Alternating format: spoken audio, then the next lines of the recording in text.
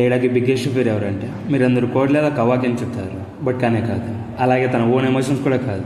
ఇప్పుడు తనతో ఫైట్ చేయడానికి వస్తుంది. 3 సింజూస్లో వీక్ సింజ్ అయిన మామూషి. తనకి ఏడా మీద ఎమోషన్స్ అస్సలు లేవు. తన ఈ చిన్నపిన వాళ్ళ నుంచి ఏడే చేయడానికి వస్తున్నాడు. అయితే మామూషి ఒక ఆర్డినరీ ఎనిమి అయితే కాదు. బట్ మీకు మామూషికి ఫుల్ మీనింగ్ తెలుసా? జపాన్లో మామూషి అంటే ఒక డేంజరస్ స్నేక్ అని అర్థం. అలాగే ఒక స్నేక్ లాగా ఫ్రస్ట్రేషన్ ఏడాని అటాక్ చేయబోతున్నాడు. ఊహించుకుంటేనే చాలా వైల్డ్గా ఉంది కదా. అందుకే తనకి మామూషి అనే పేరును పెట్టారు. ఆల్రెడీ మామూషి బ్యాక్ స్టోరీలో చాలా ట్రాజడీ జరిగింది. తను బగ్ చక్రాతో సింజుగా ట్రాన్స్ఫర్మేషన్ అయ్యాడు. అయితే ఏడా ఆమ్నిపోటెన్స్ అబిలిటీ వల్ల అందరూ ఏడాతో లవ్లో పడిపోయారు. బట్ మామూషి చాలా డిఫరెంట్. ఇక బొరుటో 2 అటాక్ చాప్టర్ 24లో ఈ లవ్ అనే ఎమోషన్స్ వల్ల మామూషి ఏడా కోసం వస్తున్నాడని కన్ఫర్మేషన్ చేశారు. ఒకసారి చాప్టర్ 24లో చూసుకుంటే ఇక్కడ కూర్చొని కబుర్లు చెప్పుకుంటూ ఉంటే మామూషి వచ్చి నిన్ను చంపేసి వెళ్ళిపోతాడు. దాని దగ్గర టైం లేదని కాసిన్కి వచ్చి చెప్పడం చూసాము. అంటే నెక్స్ట్ చాప్టర్లో ఏడా విఎస్ మామూషి ఫైట్ స్టార్ట్ అవబోతుంది. అయితే వీడియోని ఎక్స్ప్లెయిన్ చేసే ముందు ఈ వీడియోని లాస్ట్ వరకు చూసి లైక్, కామెంట్ అండ్ మీ ఫ్రెండ్స్కి కూడా షేర్ చేసి మా ఛానల్కి సపోర్ట్ చేయండి గైస్. అలాగే మా ఛానల్కి కొత్తగా వచ్చినట్లయితే ప్లీజ్ సబ్స్క్రైబ్ మై ఛానల్. ఇక లైట్ చేయకుండా వీడియోని స్టార్ట్ చేద్దాం. ఒకసారి బురుటో 2 ఓటీస్లో ముందు చాప్టర్లో కీ మూమెంట్స్ని చూసుకుంటే జూరా సింజూస్తో లవ్ అనే ఎమోషన్స్ వచ్చి హ్యూమన్స్కి చాలా డేంజరస్. అలాగే సింజూస్కి కూడా ఇది వీక్ పాయింట్ అవ్వచ్చు అని చెప్పాడు.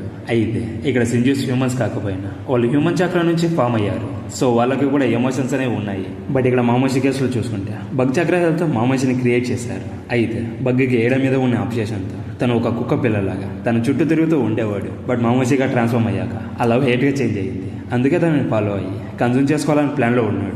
ఇంకో పక్క జోరా వచ్చి లవ్ అనే ఎమోషన్స్ సింజూస్కి వీక్నెస్ అని దానివల్లే మీకు డేంజర్ అని చెప్పాడు. అయితే మామూషి జోరాకి ఒక లాయల్ సింజూ కాబట్టి దాన్ని చాలా సీరియస్గా తీసుకున్నాడు. ఇక జోరా చెప్పినట్టు తన లవ్ కోసం కాకుండా ఆ సింబల్ ఆఫ్ లవ్ని ఏరే చేయాలని ఏడాని డెస్ట్రా చేయాలని అనుకుంటున్నాడు. అండ్ ఇది ఏడాకి మాత్రం ఒక నైట్ మేర్. బికాస్ ఓల్డ్ మూవీస్లో హీరోయిన్స్ లాగా నాకు కూడా వలన ఫైటింగ్ చేసుకోవడం నచ్చదని ఎప్పుడు చెప్తూ ఉండేది. బట్ ఇప్పుడు వచ్చి ఏడాని డెస్ట్రా చేయడం కోసం మామూషి వస్తున్నాడు. ఇక తనకి మామూషితో ఫైట్ చేయడం తప్ప ఇంకో ఆప్షన్ లేదు. బట్ చాప్టర్ 15లో బరుటో వచ్చి హే బ్రదర్, అవును నీ పవర్స్కి లిమిట్స్ ప్లే చేశాడు. ఆ లిమిట్స్ను రిమూవ్ చేసుకోమని కవాకికి చెప్తాడు. దానివల్ల డెస్టినీ చేంజ్ అయిపోయింది. అయితే లాస్ట్ 2 ఫైట్స్లో జరిగినవన్నీ చూసి మామూషికి క్లారిటీగా అర్థమైంది. అయితే ఇక్కడ ఏడాకి ఫైటింగ్ అంటే నచ్చదు. బట్ తనకి ఇప్పుడు ఫైట్ చేయడం తప్ప ఇంకో ఆప్షన్ లేదు కాబట్టి మామూషి తనని ఫోర్స్ చేసి ఫైటింగ్ చేసేలా చేస్తాడు. అంటే ఇక్కడ ఏడా వచ్చి పవర్ఫుల్ కాదని చెప్పడం లేదు. బట్ తన ఫైటింగ్ స్టైల్ టైజూట్సు బేసిక్ లెవెల్లో ఉన్నాయి. ఎగ్జాంపుల్ అడల్ సక్రా వియాస్ కబూటో ఫైట్ని తీసుకోండి. సక్రా వచ్చి స్ట్రాంగ్, బట్ కబూటో దగ్గర టెక్నిక్స్ అండ్ స్కిల్స్ ఉన్నాయి.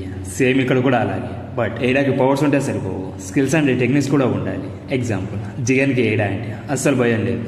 బికాస్ తన సెండింగ్ అండ్ చార్మింగ్ అబిలిటీస్ వచ్చి జిగన్ మీద వర్క్ అవ్వవు. అలాగే తన అబిలిటీస్తో కారా ఆర్గనైజేషన్లో ఉన్న అందరినీ జిగన్కి అగెనిస్ట్గా టర్న్ చేసిన వాళ్ళు జిగన్ని డిఫీట్ చేయలేరు.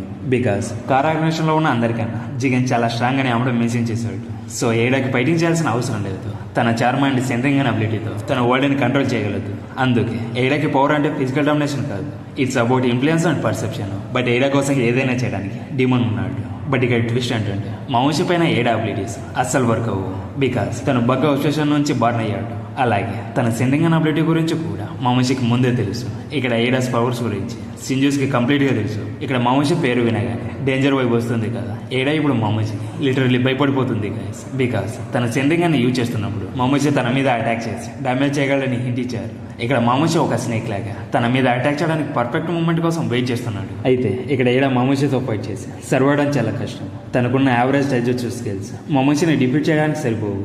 ఇక్కడ ఎనిమి వచ్చి బేస్ ఫామ్లో ఉన్న బురుటో అంత పవర్ఫుల్గా ఉన్నాడు. సో తనని సేవ్ చేసేది ఎవరు? అది ఎవరో కాదు, తన బ్రదర్ అనే డీమన్ ఒక ఈడియట్ లాగా చెల్లిస్ లాగా బిహేవ్ చేయొచ్చు. బట్ ఏడా మీద ఉన్న తన ప్రేమ ఒక అన్కండిషనల్ లవ్. ఇక్కడ ఏడా అంటే డీమన్ బాండ్ మామూషి కన్నా చాలా డిఫరెంట్గా ఉంది.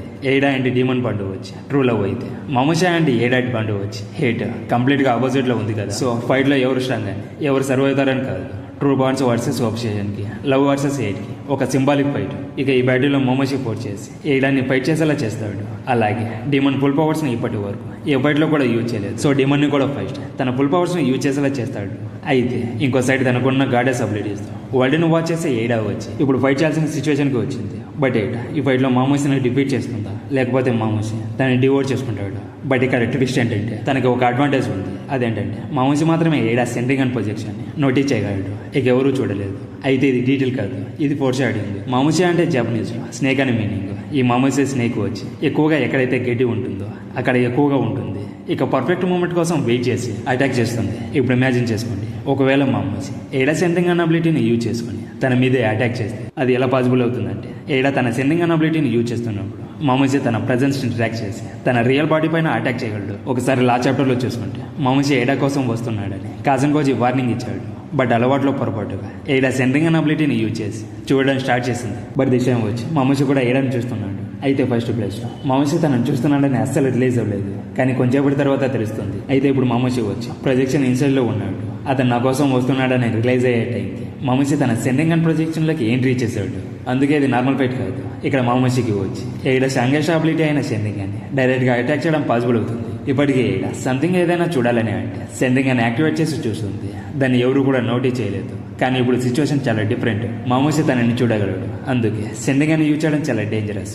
ఇంకోసారి అలా చేస్తే గనక మామూసి తన ప్రెజెన్స్ ని ట్రాక్ చేసి ఏడాని డ్యామేజ్ చేయగలడు. ముందు వరకు ఏడాస్ బిగ్గెస్ట్ స్ట్రెంత్ వచ్చి సెండింగ్ అని, ఇప్పుడు అదే తన బిగ్గెస్ట్ వీక్నెస్. దాన్ని యూజ్ చేస్తే డేంజర్ లో పడినట్టే. అయితే నార్మల్ గా హ్యూమన్స్ వచ్చి అలవాట్లో అలా చేయడం ఆటోమేటిక్ గా జరుగుతుంది. బికాస్ దానికి మైండ్ ఈజీగా రియాక్ట్ అవుతుంది.